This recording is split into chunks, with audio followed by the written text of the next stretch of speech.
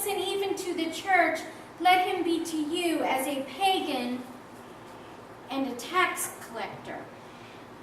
In other words, do you practice what you preach? Are you a Christian? Or do you hold that job in the government? Are you a Christian or are you a tax collector?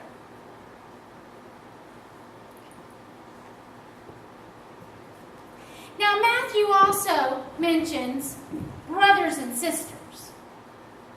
Now, back then, he would really focus on the brothers because, no offense, sisters, we didn't matter too much. Now, in contemporary versions, if I read the Message, I believe, it would say church members. There are other contemporary versions that would also say church members. The problem is that conflict goes outside of just church members. Even in the context of which Matthew writes, the conflict went outside of more than just church members. He wasn't looking at a very pretty scenario. He wasn't trying to look through rose-colored glasses.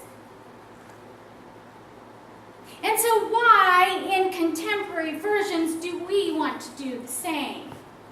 Why do we want to make it rosier than it really is?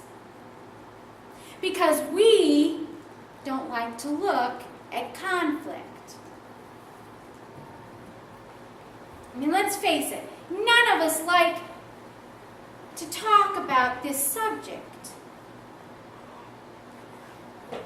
And I'll be honest, I have never even been taught this scripture passage. I've never been taught in Sunday school. I've never even heard a preacher preach on this scripture passage about conflict.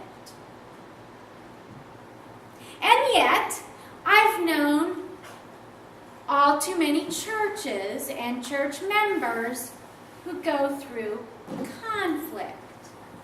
In fact, I had a church secretary who said to me once, had I ever known what it was like to work for a church, I never would have worked for one. She said, when I started to come and work for a church, I always thought, well, this will be the nicest environment to work in. She said, boy, was I wrong. Because there's all kinds of conflict in a church, just as there is in any other work environment or any other situation anywhere.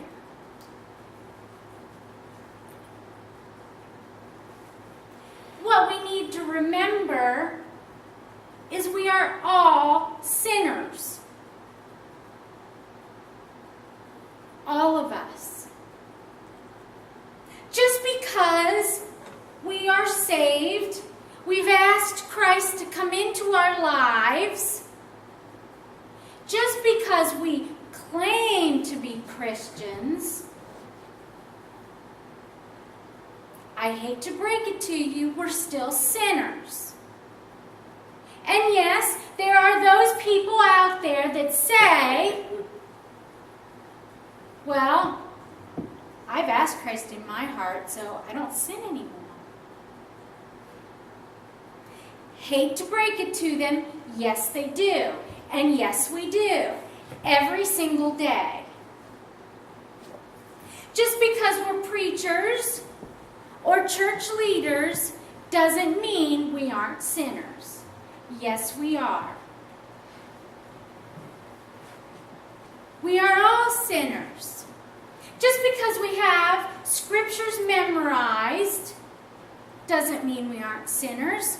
Some of the greatest people that have scriptures memorized are the atheists or the agnostics. They know the Bible better than I do. And they're happy to tell you. The problem is they don't know the correct contexts. They don't really understand the Bible, but they've got it memorized. We're all sinners. And we all have conflict. Whether we're sitting in here or we're out there, it's everywhere. Now Matthew does a lovely thing and writes down how Jesus went about telling the disciples how to handle conflict. Because as they were teaching and preaching and sharing this message and developing churches across the land, there was constant conflict. Constant. And they needed to know how to handle this conflict. What Matthew shares first is that when conflict arises, you deal with it on a one-to-one basis, privately. You sit down together, you have a nice conversation about it, and you deal with that conflict. Now, did Jesus just pull this out of the air and say, hocus pocus, this is how it's going to be done? Of course not. As he always did, he goes back to the Old Testament. And he finds that in Leviticus 19:17 it says, "Don't hate your brother or sister in your heart and rebuke your neighbor frankly, so you won't share in his or her guilt. Don't seek revenge or bear a grudge against one of your people, but love your neighbor as yourself. I am the Lord." Now, think about that for a minute. That's exactly how we all do it, right? Mm-hmm. Wrong. This is what we do. Ready? This is what we do. Okay.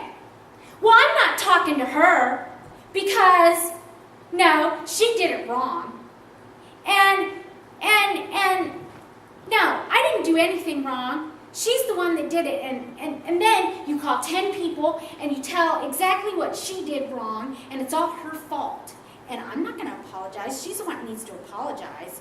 And then you get on Facebook and you tell everybody on Facebook about what she did. And can you believe she did that? Oh yeah, that's what she did. And then you tweet about it, and then you defriend her, and then 10 people, and it's all over the place. And she's doing the same thing, and all her friends, and I just can't believe it. And, oh yeah, I'm going to hold a grudge. Yes, I am. That's exactly what we do. Exactly what we do. And then there's no way you're going to talk it out. Because she's wrong. She sure is. And in that, there's no God in that. Heck no. And who needs to have God when she's all wrong? It's her fault. That's what we do. We don't think about what Matthew is talking about, how Jesus told us to handle conflict. Of course not. It's her fault. We do the exact opposite of what we're supposed to do. And by the time it's all said and done, man, it's been all over the place. And it's too late. There's no going back at that point. And if we try to, it's too hard. And the situation's been blown up.